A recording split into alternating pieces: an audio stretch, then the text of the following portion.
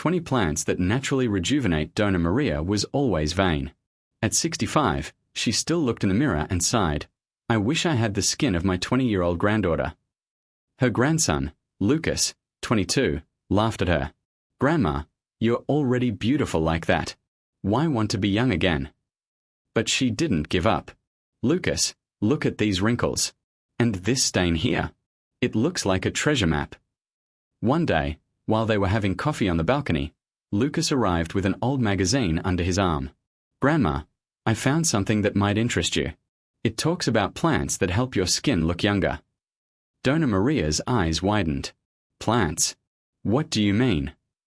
Lucas opened the magazine and pointed. "Look here. 20 plants that reverse aging naturally. It says that you even have some in your backyard." Dona Maria took her glasses and read aloud, aloe vera, the one you use in your hair." Lucas nodded. "That's right. And there's more, rosemary, mint, even pomegranate peel." She frowned. "Pomegranate?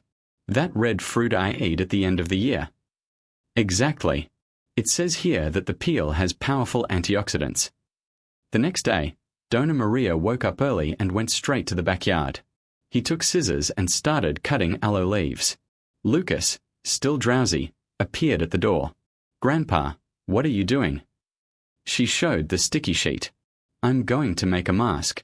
The magazine says that aloe vera hydrates and reduces wrinkles." Lucas laughed. "And you believe that?" She shrugged. "It doesn't hurt to try. If it doesn't work, at least my hair will be shiny." While Dona Maria was squeezing the aloe vera into a bowl, her neighbor, Dona Anna, appeared at the gate. "Mary, what's that smelling so good?" Dona Maria explained about the plants. Dona Anna's eyes widened. "Wow, I have rosemary in my garden. Would it work too?" Lucas took the magazine. "It says here that rosemary improves circulation and makes the skin firmer." Dona Anna clapped her hands. "Then I'll pick some. Who knows, maybe I'll have baby skin." The following days became a true mission of natural beauty. Dona Maria and Dona Anna met every afternoon in the backyard, trying out recipes. One time, they made hibiscus ginger tea. "This is good for the heart and it also helps you lose weight," said Dona Anna, taking a sip. Lucas rolled his eyes. "Grandma, you don't need to lose weight." Dona Maria winked. "But getting younger doesn't hurt anyone, right?" One day, Dona Maria appeared with a green paste on her face. Lucas almost spat out his coffee. "Grandma, what is that on your face?" She smiled, proudly. "Spinach mask. It says it lightens blemishes." Dona Anna, next to her, had a yellow folder. "I have turmeric. For shine." Lucas shook his head, laughing. "You two are crazy." But time passed, and something changed. Dona Maria's wrinkles seemed less deep. The spots on Dona Anna's face were lighter. Even Dona Anna's husband, João, noticed. "Anna, you look different. Did you do anything to your hair?" She laughed. "No, João. It's the power of plants." João scratched his head. "Then I'll try too. Who knows, maybe I'll look prettier for the boss." Lucas, who at first just laughed, started to become interested. "Grandma, do these plants help with pimples too?" Dona Maria took the magazine. "Look here. It says calendula is great for acne. And coconut oil too." Lucas sighed. "Okay, I'll try. But if I end up green in the face, I'm not responsible." Over time, the plant's fame spread throughout the neighborhood. Dona Maria's friends started showing up with little glass jars, asking for recipes. "Maria, can you teach me how to make that pomegranate tea?" "Anna, give me some of that rosemary." Even the local pharmacy started selling more herbs. The owner, Susie E., laughed. "I've never sold so much rosemary and aloe vera in my life." A month later, Dona Maria looked in the mirror and smiled. "Lucas, look at this." He approached. "What's wrong, Grandma?" She pointed to her face. "The wrinkles here are much smaller. And that stain is almost gone." Lucas's eyes widened. "Wow, Grandma, it's really working." She patted him on the shoulder. "I said it can't hurt to try. Now, help me gather more aloe." I want to make a mask for your grandfather too. And so, Dona Maria's backyard became a true youth laboratory. Plants that were previously only used for seasoning or home medicine have gained a new purpose. And the best, without spending a lot, without chemicals, just with what nature offered. Dona Ana, all proud, summed up, "Who knew? The fountain of youth was in the backyard all the time." Lucas laughed. "And I thought it was just a magazine thing." Dona Maria smiled, looking at her softer hands. "Sometimes the simplest answers are the best. Just pay attention to what the land gives you." And so, between laughs, recipes, and lots of experimentation, the two friends discovered that getting older doesn't have to be synonymous with losing your beauty. You just need to know where to look.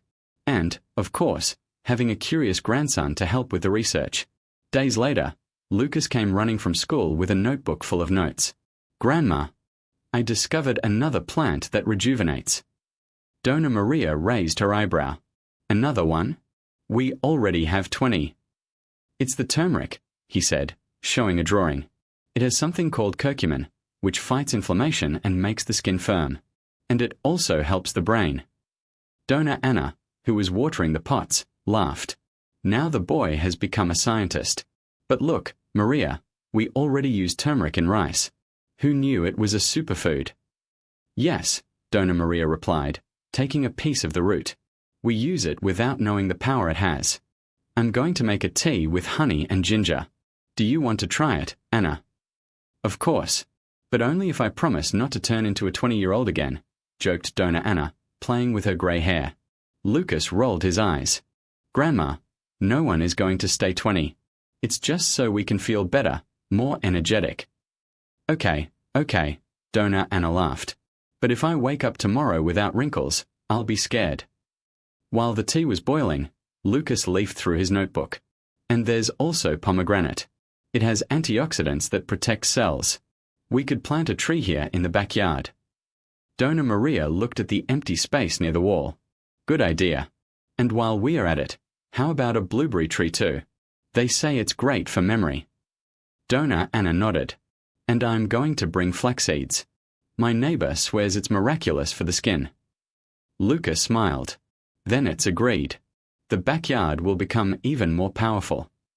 And so, between one cup of tea and another, the three generations continued to discover the secrets of nature. No rush, no passing fads, just what the earth and curiosity could offer. After all, aging well was not about looking young, but about living healthily, happily, and a little boldly. And who knows, along the way, you might even discover some more magical plants. Dona Maria took out the old notebook that she always carried in her apron pocket. "I'm going to write everything down here, so I don't forget any details." Lucas leaned over to see. "What are you writing, Grandma?" "The names of the plants and what they are for. That way we don't get lost." She scribbled quickly: blueberry, memory; flaxseed, skin; rosemary, hair. Dona Ana laughed. "And I thought it was only used to season meat." "Yes. Rosemary also helps circulation and makes your head lighter." Dona Maria patted her temple.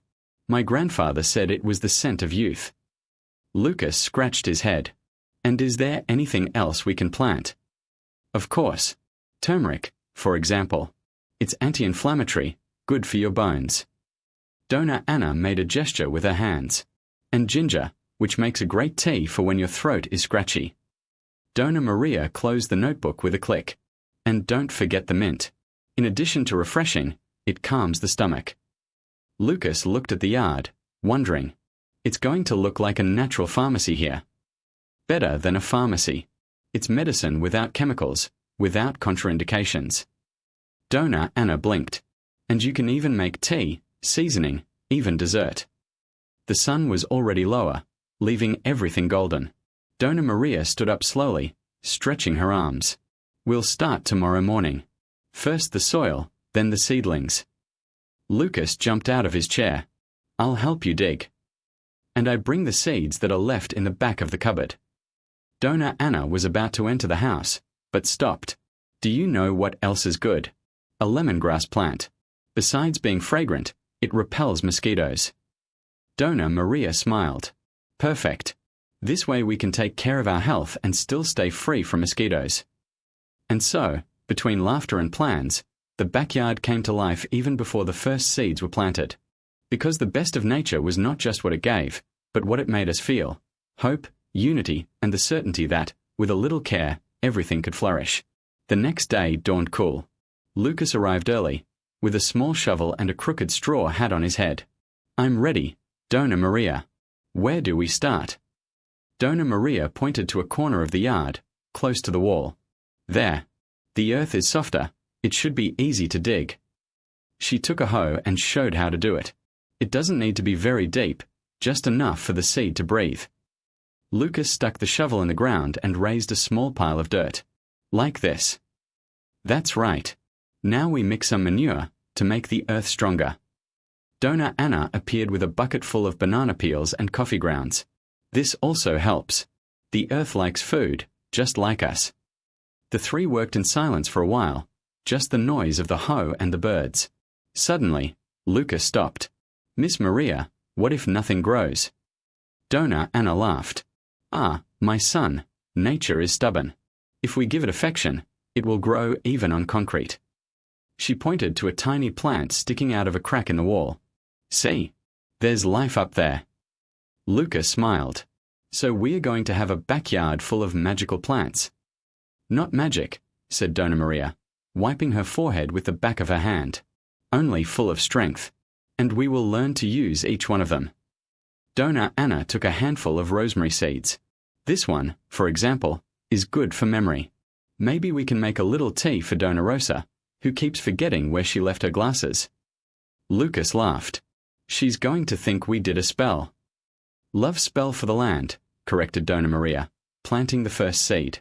"And this is just the beginning. There's also mint, sage, basil. Each one has its own way of taking care of us." The sun was already high when they stopped to drink water. Lucas sat on the grass, looking at the freshly made dimples in the dirt. "We are going to need a sign. Like, Nature's Pharmacy. Dona Anna clapped her hands. "I liked it. And we can paint with colored paint. What do you think, Maria?" Dona Maria looked at the yard, now full of promises. "I think we are going to need more space." She pointed to a piece of land that was previously just grass. "And more hands to help." Lucas jumped up. "I'll call Joao. He loves planting." And so, the backyard became a place of stories, laughter, and dirty hands.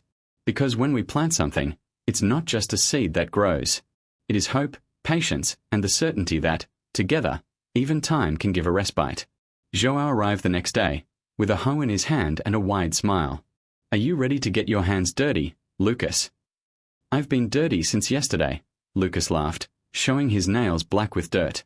Dona Anna brought a bucket with rosemary seedlings. "This one is good for memory. If you forget things, have a cup of tea." Maria took a seedling and smelled it. "Wow, that smells good. I'll plant it near the kitchen window." John dug a deep hole. "And this other one here, Miss Anna. It's turmeric. It gives a beautiful color to the rice and also helps to deflate the body." Lucas grimaced. "But it tastes like dirt." "Only if you eat it raw," Dona Maria winked. "In seasoning, you don't even feel it." While they were planting, Joao told about his neighbor who had joint pain. "He takes medicine every day, but he still complains." Dona Anna stopped what she was doing. "So we take him some turmeric and teach him how to make ginger tea. Who knows, maybe it will improve." Maria agreed. "Nature gives it, but we need to know how to use it." At the end of the afternoon, the yard already had more colors. Purple flowers, green leaves, fresh earth. Lucas looked at everything and sighed. "We are really building a pharmacy, right?" "Better than a pharmacy," Joao replied. "We are doing health." Dona Anna wiped the sweat from her forehead. "And friendship too. Because health is not just what we eat or drink. It's what we live." Maria smiled. "Then let's live longer. And well." And so, between laughter and calloused hands, they discovered that rejuvenating wasn't just about looking younger. It was about feeling life pulsate strongly, like the roots of those new plants. The following days were full of work and discoveries. Lucas brought an old book from his grandmother's house, full of notes in the margins. "Look at this," he said, pointing to a yellowed page. "Rosemary isn't just for seasoning meat. It says here that it helps memory." Dona Ana took the book and leafed through it carefully. "My mother used rosemary for headaches. She made an oil and put it on her temples." She closed her eyes for a second. It worked. João took a branch of the plant and smelled it. "So we plant more. Who knows, maybe it will help Mr. Zee remember things." Maria laughed. "Or us. I've already forgotten where I left the scissors 3 times this week." On Saturday, they invited Susie E. to visit the backyard. The old man arrived slowly, leaning on his cane, but with a sparkle in his eyes. "You guys are messing with good things," he said, touching the mint leaves. "In my time, we didn't have medicine for everything. We had it here." Lucas showed the turmeric patch. "We are going to make some tea for you, sir, to see if it improves your joints." Mr. Zee shook his head. "You don't need to treat me like I'm sick, boy. I'm just old." But he accepted the glass that Maria offered, full of ginger and lemon tea. While he was drinking, Dona Ana told him about the rosemary. "It'll help you remember old stories. Maybe tell us what the city was like when you were young." Susie smiled, showing his yellowed teeth. "Ah, I remember that. There was a clean river there where the main street is today. We swam in it. And there was a tree so big that it took 3 people to hug the trunk." John's eyes widened. 3 people? Really? Really? And her shadow covered half the square. Mr. Zee sighed. "Today there's only a building and a car." Maria looked at the yard. "But we can bring a little of that time back. At least here." Susie E. finished his tea and placed the glass on the table. "You are doing more than planting herbs. You are planting time." He stood up slowly. "I'm going to bring some basil seedlings that I have at home. They say it keeps a bad mood away." Everyone laughed. "So we need a lot," Lucas joked. When Susie left, Joel looked at the others. "We are really changing things, right?" Dona Ana nodded. "And it's not just for us. It's for those who come after." Maria took the shovel and began to dig a new hole. "So let's plant more. Because health, friendship, and memory are priceless." And so, between stories and hands on the ground, they moved on. Each seed was a promise. Each sprout, a hope. And every day, a chance to live better. The sun was already low when Lucas wiped the dirt from his hands on his pants. "Guys, I think we should do a joint effort over the weekend. Call more neighbors, show them what we are doing here." Dona Ana smiled. "Good idea, boy. Who knows, maybe Dona Marta will come. She's always complaining about the pain in her joints." Maria nodded. "And Chow, from the grocery store. He always asks what this Garden of Youth is that we keep talking about." John laughed. "Garden of Youth. I liked it. It's better than Old Herb Garden." Everyone burst into laughter. Even Susie's cat, who had stayed nearby, meowed as if he agreed. The next day, Lucas arrived early with a list in hand. "I spoke to people. 10 people confirmed it. Even Dona Marta's son, who is a doctor, said he's coming to take a look." Maria's eyes widened. "Doctor? What if he thinks we are crazy?" Dona Ana patted her on the shoulder. "Or else he sees that we are right. After all, who doesn't want to grow old healthily?" João took the hoe. "Let's prepare the space. It has to look nice so people want to come back." And so, between watering the plants and arranging the beds, they talked about the future. "Imagine if we can expand this," said Lucas. "A place where everyone can come, get a herb, have a cup of tea, talk." Maria sighed. "It would be like that old time, right? When people really helped each other." Dona Ana looked at the sky, where the first stars were beginning to appear. "Who knows, we are not just planting herbs. Who knows, we are planting a new way of living." And that night, while they closed the little gate to the garden, no one said anything. But everyone felt the same thing. Something good was beginning. And it would grow.